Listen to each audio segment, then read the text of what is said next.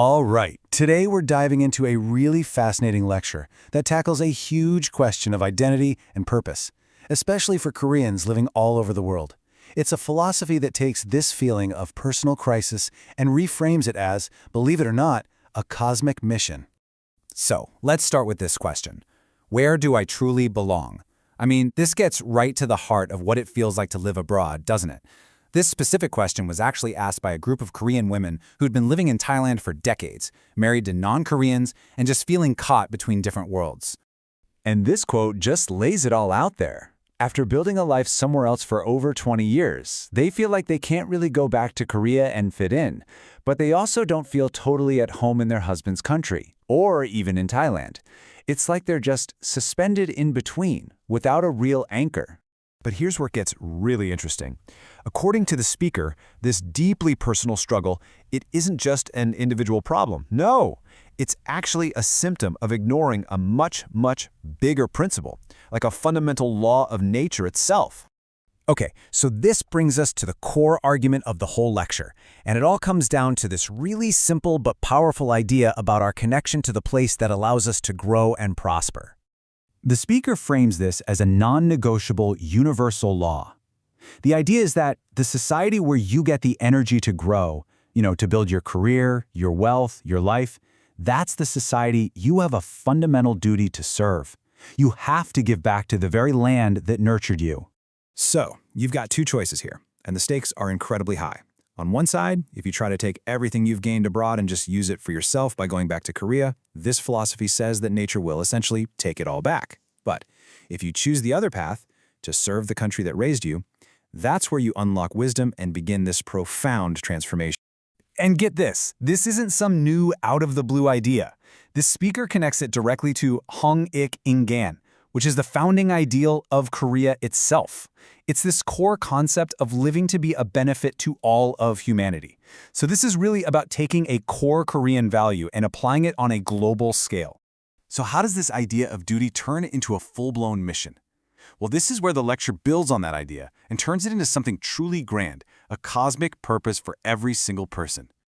To explain this mission, the speaker uses the term chonsan.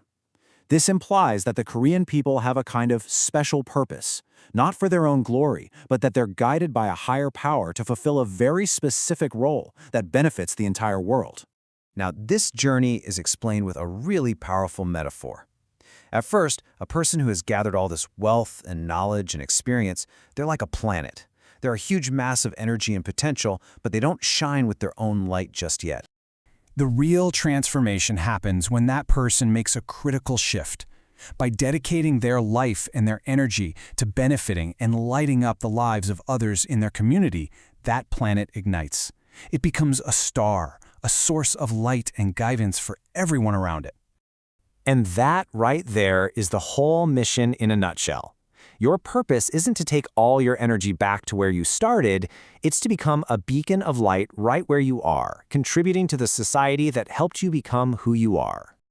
Okay, so if this is the grand mission, it kind of begs the question, right? Why do so many people, like those women back in Thailand, feel so completely lost, so without purpose? Well, the lecture puts the blame squarely on a failure of leadership. So who was supposed to be teaching this stuff? The lecture points a finger directly at the spiritual, religious, and intellectual leaders who moved out of Korea over the last 30 years or so. They had a really crucial job to do, and according to this philosophy, they dropped the ball, big time.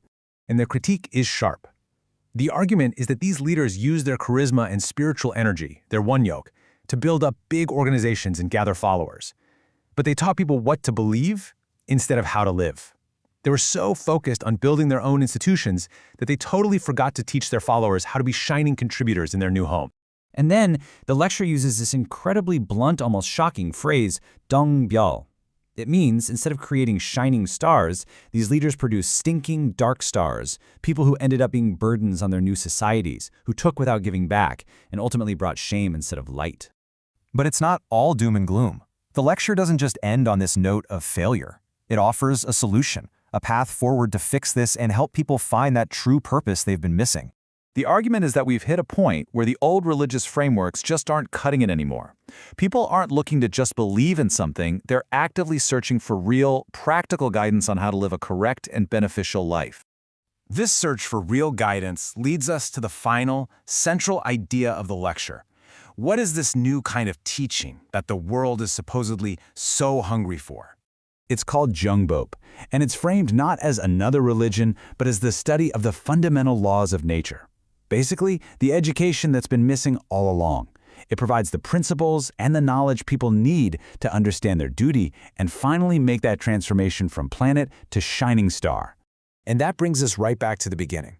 The answer to that agonizing question, where do I belong? It isn't a place, it's a purpose. This philosophy argues that the world doesn't need one single savior to come and fix everything. What it needs is millions of individuals to become guiding stars in their own communities, lighting up the world from within. So the question isn't just for them, it's for all of us. Are you a planet or are you a star?